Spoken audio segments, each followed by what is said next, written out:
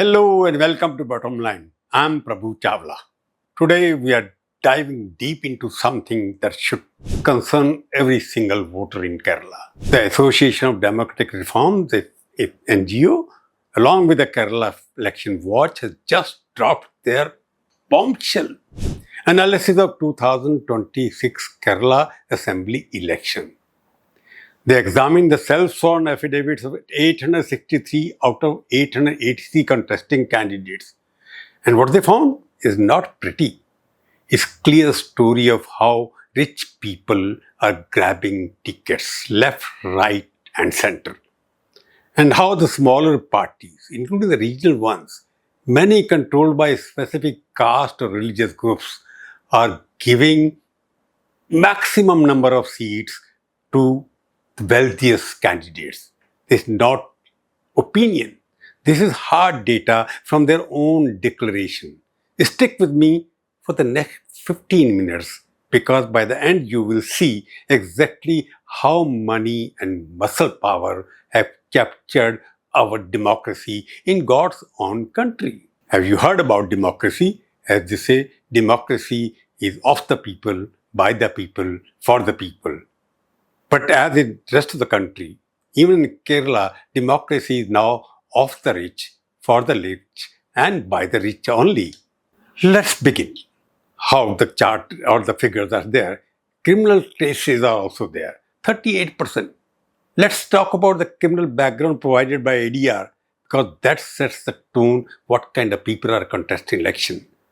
Out of the 863 candidates, including all parties, analyzed by ADR, 324, that's the 38%. Every third candidate who had declared criminal cases against themselves.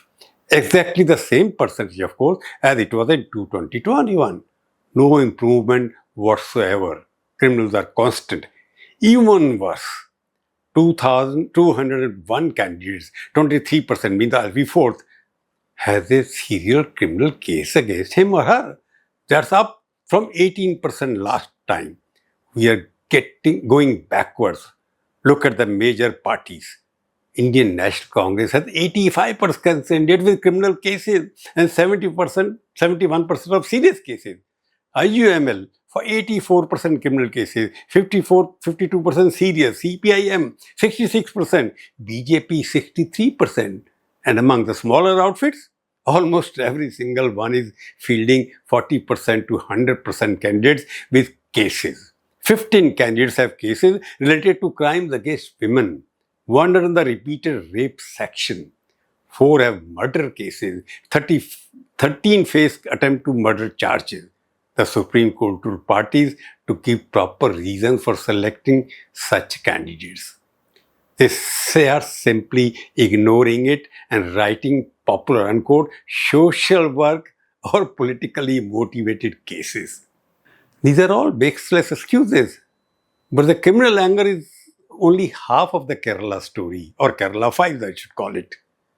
You have to go deeper into the deep dive which you do in the data which is provided by ADR, you get much more revealing stories. The real headline of this report is the explosion of money power in Kerala and how smaller caste and religious parties are leading the charge in giving tickets to the richest. Wealth share, if you look at it, it is more crorepatis. If you look at the financial background, very interesting. Out of the 863 candidates, 339, means 39% are crorepatis. In Kerala, in 2021, it was only 27%. That's a massive jump. Total asset declared by all candidates is 2,403 crore. Average asset per candidate, 2.78 crore, up from 1.69 crore 5 years ago. Now here comes the part that should make every voter sit up. The smaller parties controlled by caste or religious interests are giving the maximum seats to richer people or the richest people. State parties overall, that means 71% crorepatis are there. Kerala Congress has 100% crorepatis. All 8 candidates put up by Kerala Congress are crorepati with average assets of 39.64 crore. Kerala Congress Money Group, 92% crorepati, average 10.44 crore assets. IUML Muslim League, 84% crorepati, average 6.64 crore. Compare that with national parties.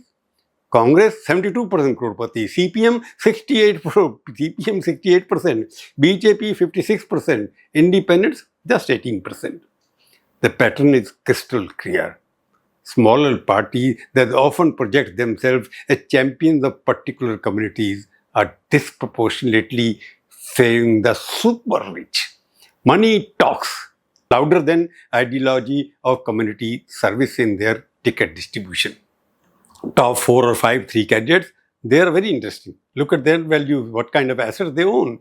Let me show the faces of these super wealthy dominance. Number 1 is Reji Cherian of Kerala Congress from Kuttanad. Declared assets over 210 crore. Number 2 and number 3 are both BJP heavyweights. But the top slot belongs to a smaller party candidate. This is not just coincidence. Now let's talk about the people who are already in power and coming back. 104 re-contesting MLAs were analyzed in 2021. Their average assets were 3.56 crore. Today, 4.3 crore average. That's a 21% growth in 5 years. CPM recontester who are being ticket again grew 51.57%. This ruling party became very richer. Congress 27%, IUML 23%. Even the 5 short years, the wealth of sitting lawmakers has multiplied while they were serving the people, quote unquote. The ruling party got maximum richness. There are so many corruption charges against them. On the other side of the spectrum, 8 candidates have declared zero asset, nil. Some are independent, some from the BSP. The contrast is brutal. From 218 crore to literally nothing. And the lowest non-zero, just 84, rupees 84. The candidate who got 84. This is a reality of 2026 Kerala election. A system where the rich are getting the tickets and the smaller caste or religious parties are the biggest enablers of bringing rich people into the system.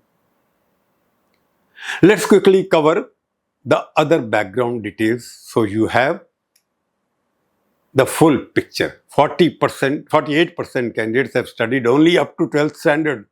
Every second candidate is less than, not a graduate. 46% are graduates or above. Age-wise, 58% are 41 and 60-year-old. 26% are 60. Only 16% are young, 25 to 40. Talking about young people getting. Women candidates, just 92. Still only 11% of all candidates. Same are 21, no progress thereafter, and parliament meeting to give them 33% seats. In their own parties, in the background where the elections are happening, they have not given him 25% seat to them. Compared to 2021, criminal cases percentage stayed the same at 38%, as I told you, but serious cases rose. Crorepati jumped from 27% to 39%, that's a conclusion. Average asset up by 65%. The trend is clear and alarming. That's the real story of Kerala. Women are not getting the tickets. Richer are getting more rich. They are not talking about people serving the people. Richer are becoming richer. And many people facing heinous crimes also getting tickets. Disqualification if charges are framed 6 months before the election for serious offences, that has not happened. The recommendation cancel tax exemption for parties fielding tender candidates has not happened. Bring political parties under RTI, nothing has happened.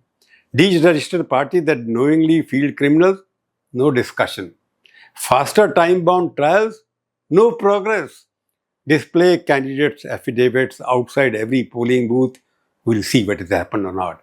And the most importantly, make parties announce candidates 3 months in advance so voters can scrutinize properly. But that is not going to happen. They talk big, but act very small. Friends, here is the sharp truth and warning you must carry with you to the polling booth when you go to vote on 9th of April. That's this very interesting Conclusion. The rising role of money power in Kerala 2026 is no longer a hidden threat. It is now an open takeover. Smaller caste and religious parties have become the biggest factories of crorepati candidates. While every major party happily fielding 50% to 100% millionaires and 42% to 100% candidates with criminal cases, the deadly nexus of money and muscle has completely captured our electoral system. Citizens are no longer free choosers.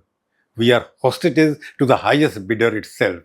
If we, the voters, do not wake up and reject this trend right now, money power will permanently destroy whatever is left of free and fair election in Kerala. The level playing field will vanish forever. Participatory democracy will become a joke. And tainted candidates with abnormal wealth growth will continue to rule while ordinary citizens are looked down. The power is still in your hand, but only for a few more days. Use your vote like a weapon against money power. Demand clean candidates. Refuse to sell your future to cash or freebies, because if you don't act now, Kerala democracy will be sold to the highest bidder in 2026, and we may never get it back. That's the final warning from the dead. The choice is yourself. If you found this analysis useful, you can write the comment. Good, bad, ugly, whatever, I wouldn't mind it. That's enough for Bottom Line today. We meet again and talk about some other subject. Thank you much, man. Jai Hind.